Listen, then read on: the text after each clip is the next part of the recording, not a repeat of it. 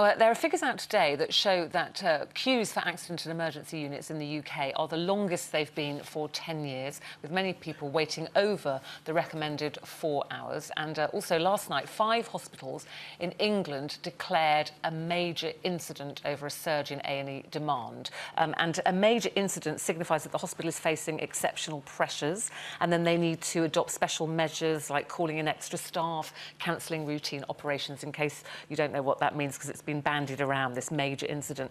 The thing is, Janet, every time we talk about the NHS, you go, can we sort it? I mean, to me, everybody just talks about throwing money at the problem, and money seems to be something we don't have. I don't think this crisis is all about money. I think it's about staffing levels.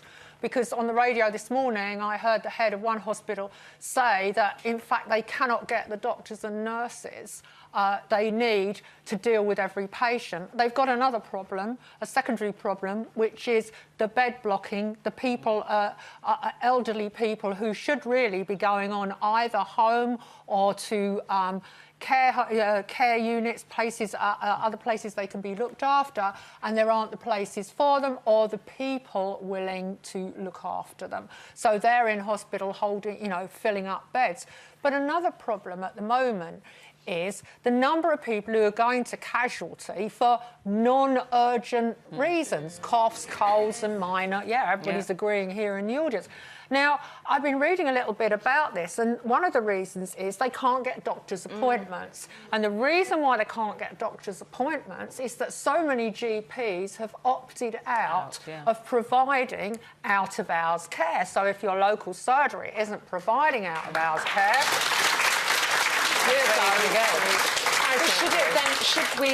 should there be some tiered kind of system adopted? So you say, look, if we understand you can't always see your doctor, but there has to be, this person really is an emergency, and you, although you're not feeling very well or your child seems to have a fever, already, doesn't the triage nurse when you go in, she decides.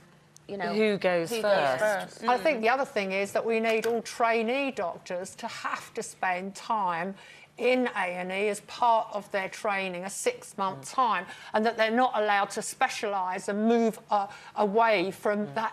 That is such a fundamental part of the health service. The other thing is that GPs who have been allowed to opt out of providing this out-of-hours care, all future GPs should be ordered as part of their training to every time during, so many shifts per month in A&E to relieve the burden, because obviously it's a staff shortage. I mean, I think